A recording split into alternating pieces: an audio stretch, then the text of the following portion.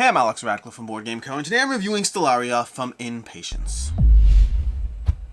Stellarion is the newest game from Shady Torby, part of the Oniverse series of games, a game that was with Z-Man Games for quite some time before he went out on his own doing Impatience, and now we have this new game in the Oniverse series. This is primarily a solo game. They're generally designed to be playable as one or two player experiences, with the focus being a solo, but you could go ahead and team up and make decisions together as far as how you manage your cards and decisions and all that stuff.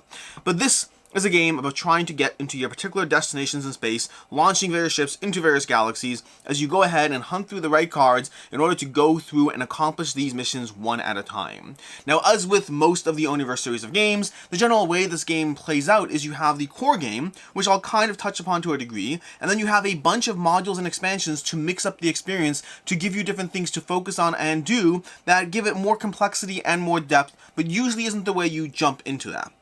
For simplicity's sake, I'll be going into the core puzzle, then I'll talk about the various ways that the modules mix things up and how the base game will be different, and what the modules will add, and then of course, into my opinion, review all of that, and timestamps down below. The general idea of this game is every single turn you're going to be taking an action. You're either going to be picking up the top 4 cards of various piles in order to launch into space, go to the correct galaxy, and accomplish your mission. That's option 1. Option 2 is you discard 2 cards in order to take an action in the game, which is going to start the process of building out a bunch of discard piles, but also you're trying to take abilities and be mindful of what you're trying to do. The general idea is when you have a set of 4 cards, because cards are going to have a few different symbols on them, the top left is going to define them as one of the 4 types you need to go to the galaxy. The top right is going to define them of the galaxy that you're going towards, and the bottom shows which deck that card belongs to when you're resetting, reshuffling, or doing things like that.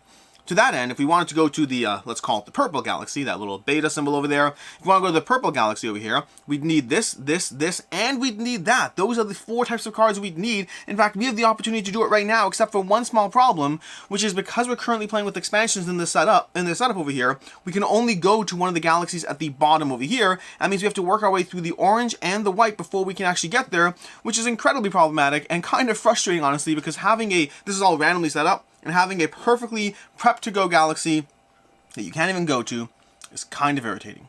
But with that said, we're going to work with what we have over here. Because we have that orange and white galaxy, we're going to do the best we can. We currently have 2 cards we need for the white galaxy.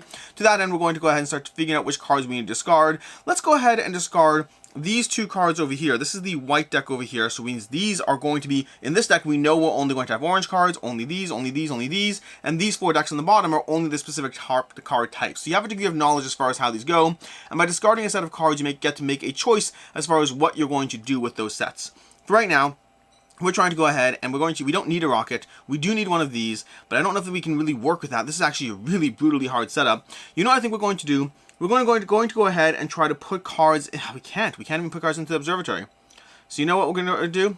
I don't know what we're going to do. Let's go ahead and discard these 2 rockets over here. Why these 2? Because, I don't know. We'll figure it out. So we're going to discard these 2 rockets over here. Discarding 2 rockets allows you to search through one deck, put a card out, and pull it to the top of the deck, and then shuffle the rest of the cards. That's very helpful. And if you do 2 cards of the same galaxy, if these were the same color, then I could do it with 2 different decks, which would be even more helpful. To that end, we're going to go through one of the decks. Again, the problem right now is we're going to put these under our discard. We're going to choose this deck over here. We're hoping for a white system over here. And we're going to go ahead and grab one of these. Boom, we got it. We're going to shuffle up the rest of the cards.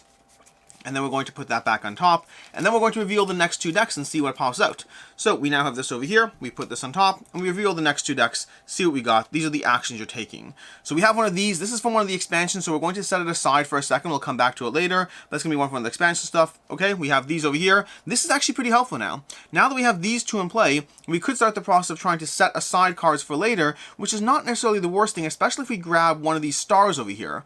So I think what we're going to do is we're going to grab both of these. This symbol over here, these 2, when you do those, that's going to allow you to set aside a card into the Observatory where they'll have an opportunity, into the outpost where you're going to go ahead and have an opportunity to use them later. So we're going to put these cards out over here. We'll grab this, we'll put this in the outpost, and we're hoping that we get a white star. We're hoping. We don't know if we will. We do. Beautiful. So right about now, this is in the outpost. It's saved to the side. We're going to lock that in play. And we're going to go ahead and grab these discard, discard, discard, and discard. and now we're making progress. We've just accomplished one of our goals.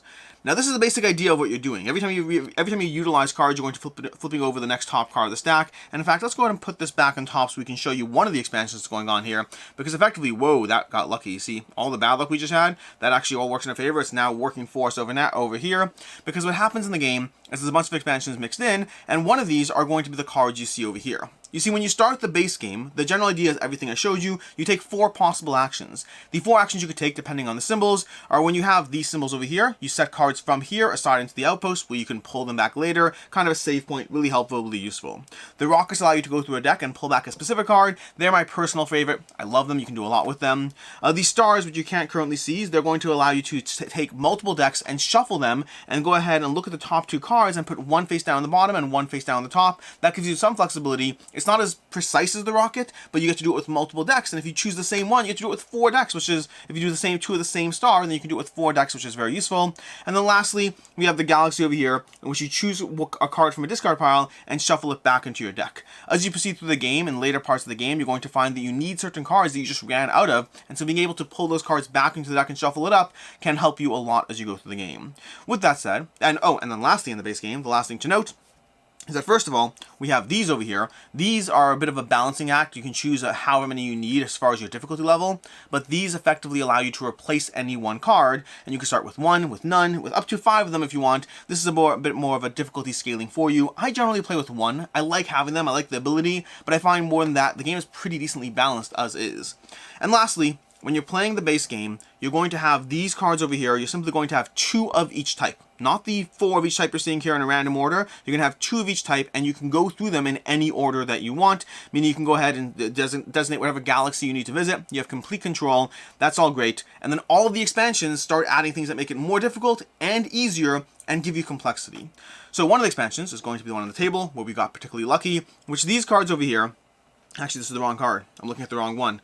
The wrong card I'm looking at. I want these cards over here. This is the one I want. These cards are from the Mirror expansion, and they effectively allow you to combine with other cards to get a minor power. In other words, you can combine them. So, for instance, I can combine this card with either this, or this to be able to do the minor power. You cannot use them to launch, and you cannot use them to get a major power, and you cannot pair up 2 of them together.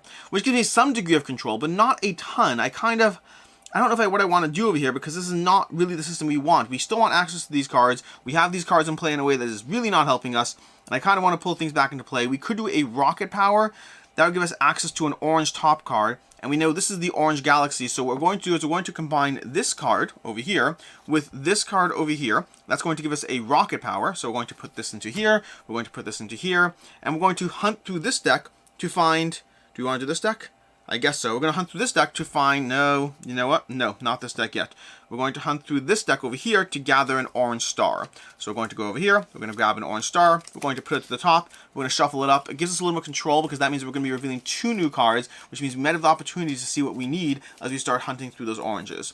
We're going to go ahead and grab that. We're going to flip this over here. This is going to be, that's from the other expansion over there. We're going to grab this. That gives us 2 of these, which means we're trying to figure out how to combine those. We can use both of those to choose 2 cards from discard piles and shuffle them back in. That'll give us a degree of control there. But right now, I'm going to focus more on just telling you what all the other expansions do.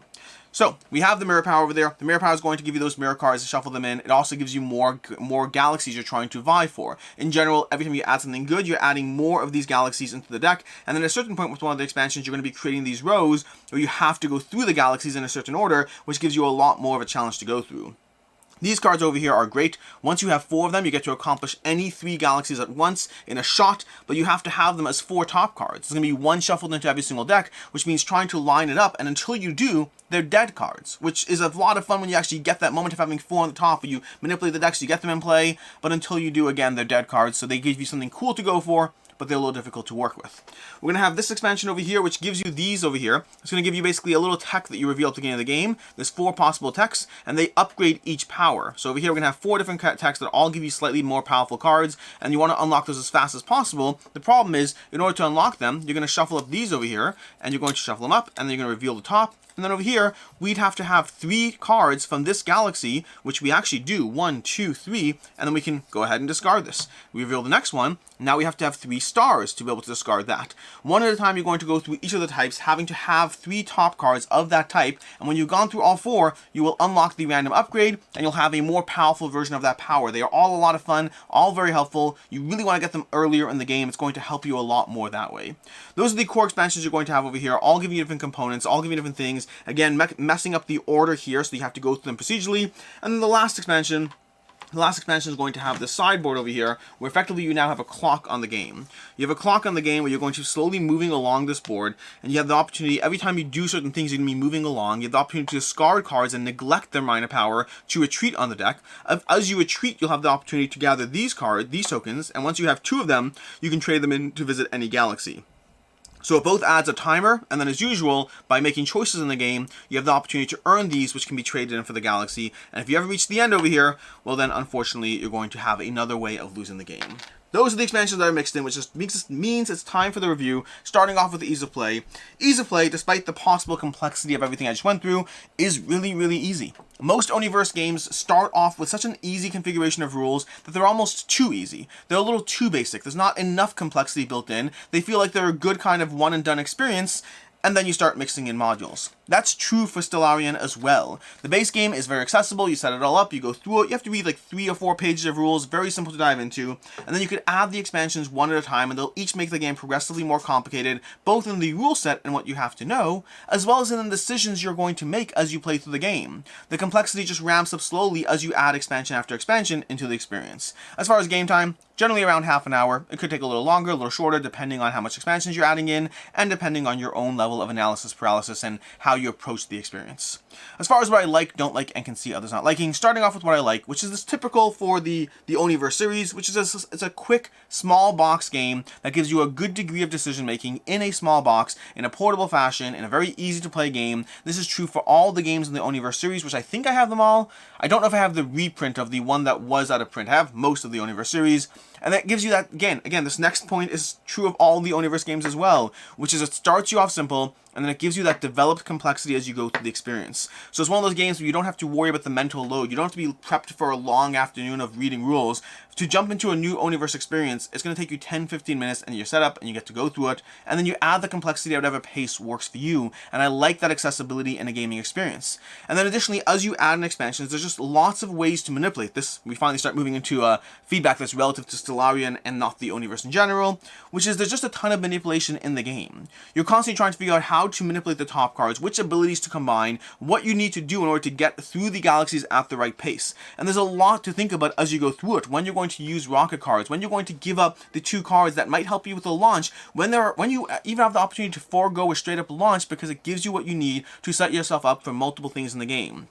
Manipulating these top cards over here, these black hole cards, they're one of my most fun things to go through because it's just so satisfying to get 4 of them to the top and then just immediately go through 3 galaxies. And the game is tight, by the way. Every single time I've played this game, I played the base game and then I added the first 2 expansions and continued to play it, and then I added the next 2 expansions and continued to play it. And all the expansions ramp up nicely as far as continuously giving you a challenging experience. The way it adds additional galaxies to launch for while adding additional tools at your disposal, things that will help you and hurt you. It really, every time I've played this game, it has felt like it came down to the wire. I've lost some games, I've won some games, but it always feels like it comes down to the very edge. And these, by the way, I particularly enjoy these technologies as well. If you can move your way into an early technology fast, you can manipulate that power more so than the other powers to really get your engine up and running, to get more cards, more control, more of everything you need as you go through this experience. It's all about those 4 powers, the small modules that mix in, and how to manipulate those powers to get what you need to ultimately get the top cards you need and move your way into a launch.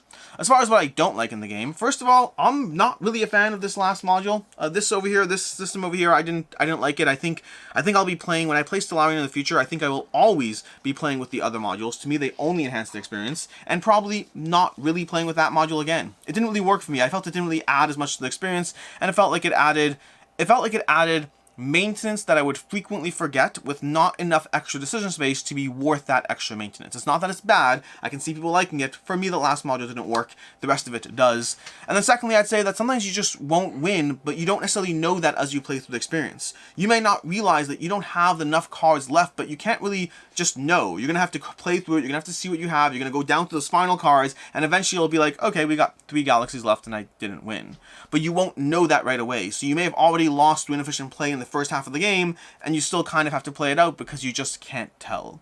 As far as I can see others not liking, first of all, the general sense of luck in the game. This is going to have decks, it's going to have luck, it's going to have a lot of shuffling things to the top, it's going to have a lot of trying to figure out what you need as you try to manipulate different cards, pull them where you need, all of that. There's a lot of deck diving, discard diving, shuffling of decks, a lot of things that you might not find overly rewarding. There's a lot of control to that, but ultimately there's a lot of messing around with cards in a lot of ways that are going to have just a ton of manipulation to get what you want. This entire system is about just working with those decks, and you may not find that rewarding. You may find it random and a lack of control in the experience. As far as final thoughts on Stellarion, I overly like this game. I think the only real problem I have with it is that it feels less unique in the Oniverse series compared to some of the other games, and I think I prefer some of the other games. Specifically, Arion.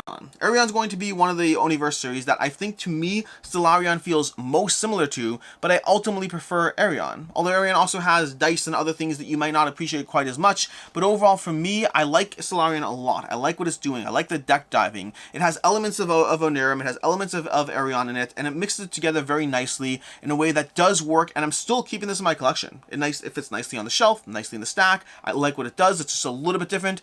It just feels a drop less unique compared to the rest. So it's not that there's that much I don't like about it. It's more that what it does really well, and it's a bit of a shadow of its older brothers in a way as far as what it does for me. For me, this is a 3.5 out of 5. I like it. It's compelling. It gives you a good solid puzzle. My biggest complaint is just that I like some of the other games in the series a bit more. As far as other game recommendations, first of all, I'd be very remiss if I didn't recommend Arion, which is, to me, feels very reminiscent of Stellarion and gives me, I think, a few more cool and fun things to do. And then lastly, Kassion. Kassion is my personal favorite in the Oniverse series. I don't believe it's the general favorite. It just happens to be the one that I appreciate the most. Has a lot of tile manipulation. It actually has very few cards, has like no cards basically, or very few cards. It's mostly about the tiles you're trying to puzzle out. I really enjoy that one quite a bit and really strongly recommend it. In any case, and until next time, I'm Alex Radcliffe from Board Game Co. Hope you enjoyed this video, and as always, I hope you have a good one.